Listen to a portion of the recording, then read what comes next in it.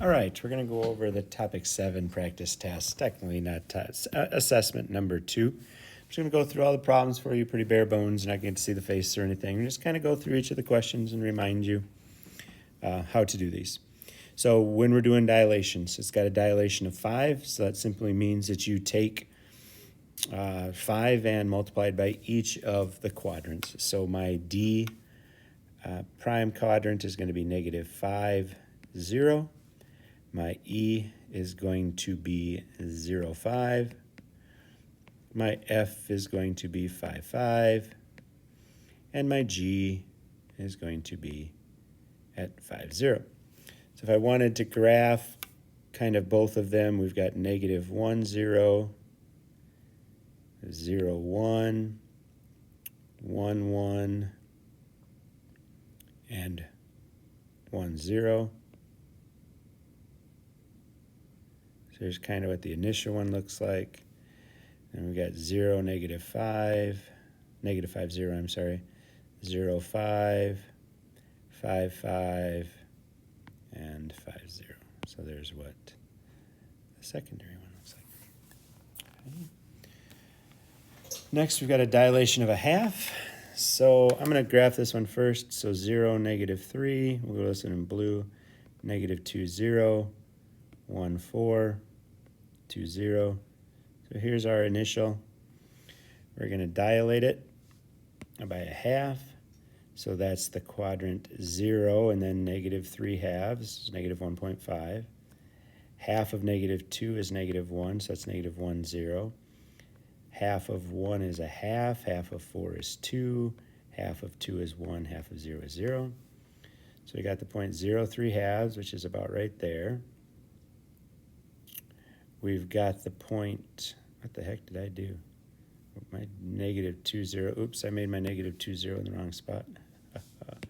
What the heck did I do? No, I didn't, I'm good. Let's go back. We were good, I just jumped around here.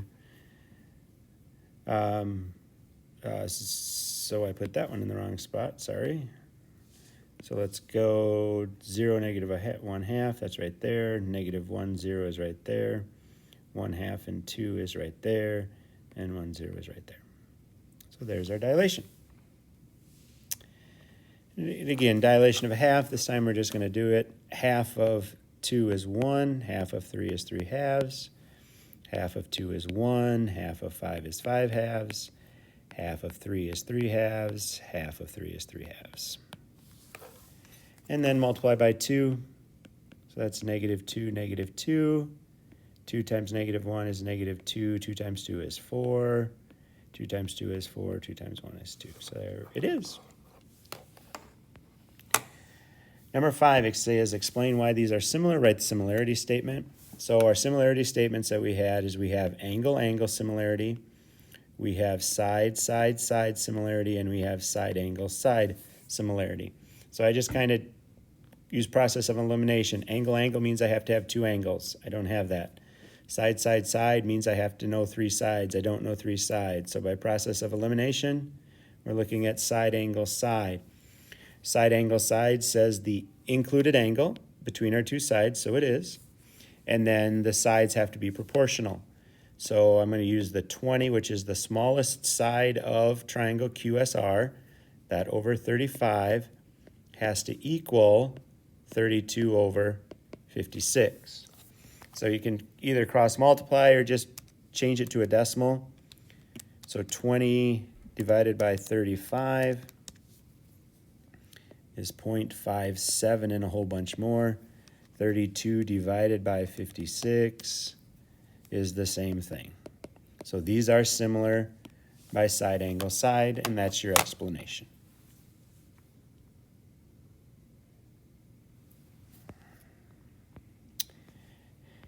Explain why these are similar. So again, we've got angle, angle, side, side, side, or side, angle, side. I don't have 2 angles, that one goes away. I have 3 sides and I don't have any angles, so this means it's side, side, side. So now I have to kind of prove it. So we've got, let's go 12 over 8.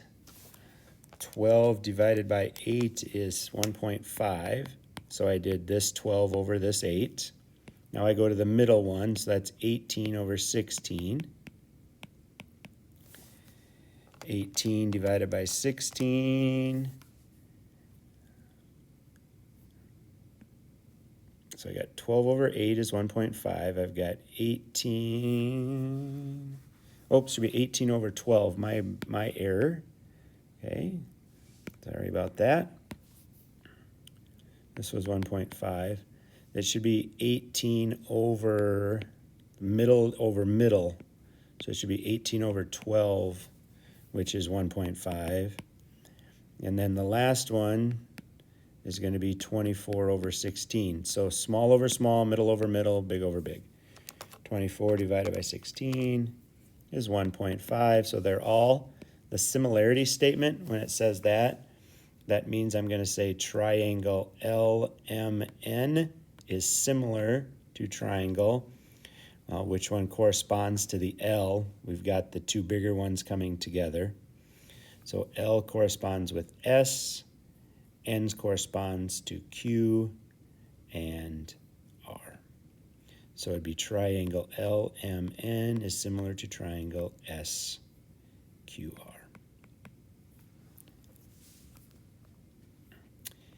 Explain why they're similar, and then find AP. We'll just go ahead and find AP.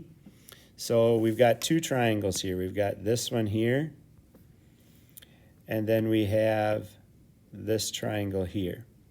So I'm going to start with this short piece and write a ratio. So 27 and the short piece is question mark. That's going to equal the long side, this, over the long side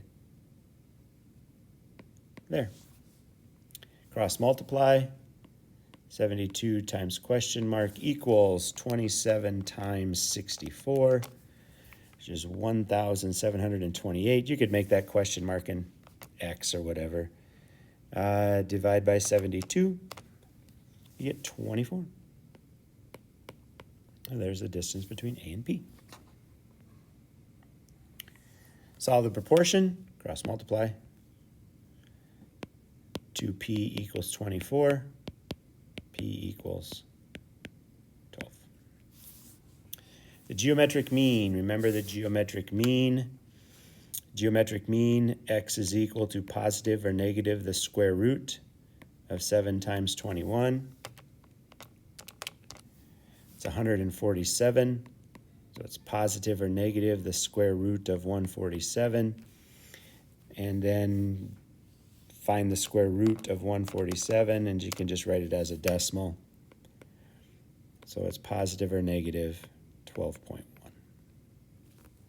says leave in simple radical form. We can put in decimal form as well. So either of those. Number 10, find the missing length. It says leave in simple radical form, but again, we can write as decimals to the nearest tenth. So we're given the altitude. So the altitude squared is equal to segment times segment. The altitude squared is equal to segment times segment. So 12 squared equals 16x. So 144 equals 16x.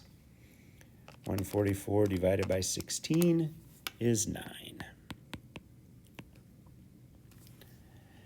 Number 11, now we have a leg.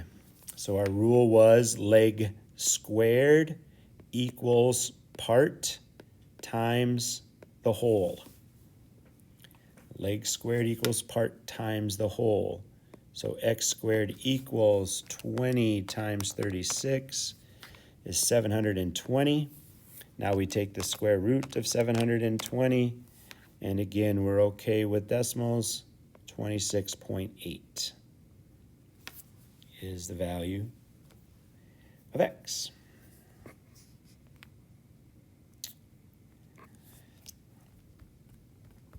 Number 12. Number 12, we have, again, our altitude. So 60 is going to equal our part times our part. Well, I'm just going to put a y on that part because we need to know what that part is. And then when I find that part, I can add those two things together to get the x value. So we're going to go 60 squared equals 25y. So 60 squared is 3,600. Take 3,600 divided by 25, and you get y is equal to 144. So this distance is 144. Now in order to find x is going to equal 144 plus 25, which is x is equal to 169. And that is your answer. And number 13, we've got a leg again. So the leg, So the leg squared, so 65 squared is going to equal part, which is 25, times this whole thing. Well, the whole thing is 25 plus x. So we're going to put 25 plus x here. 65 squared is 4,225 equals 25 times 25 is 625 plus 25x. So I'm going to subtract 625 to get 3,600, oh funny, equals 25x, and from the previous problem, then x is equal to 144. Isn't that amazing how that works? And there it is. Number 14, a building casts a shadow. So here's my building right here. It casts a shadow. Here's my shadow. The shadow is 103 feet. A flagpole over here. At the same time, so my flagpole is 32 feet, and it casts a shadow of 34.5. It wants to know how tall the building is. So we've got our ratio. X over 32 is going to equal 130 over 34.5. Cross multiply. That's 34.5x equals 32 times 130. That's 4,160. Divide by 34.5, and you get I didn't get that. Could you try again? You get 120.6-ish for your answer.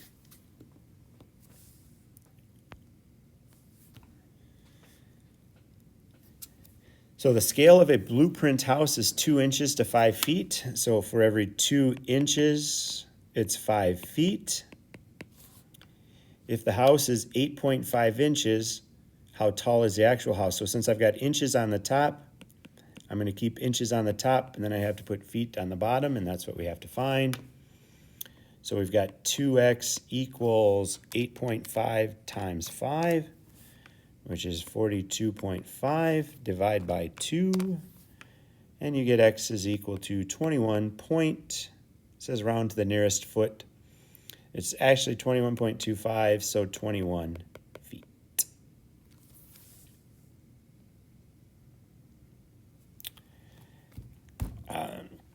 Number 6, a house is 32 feet wide and 60 feet long. So it's 32 wide by 60 feet long.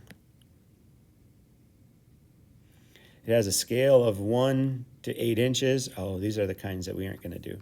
So we're not doing 16 or 17. We don't have to worry about those. Sorry. We're not doing those. 16 and 17 you can omit. 18 as well. You can omit. Number 19, find the missing value. So this is where we wrote those ratios, and there's a couple different ways you could write it. You can go 4 over 8 is equal to question mark. I'll just make that an x over 14, which is the same thing as 8 over 4 is equal to 14 over question mark. You could even go 8 over 14 is equal to 4 over question mark, or x. These all are the same thing.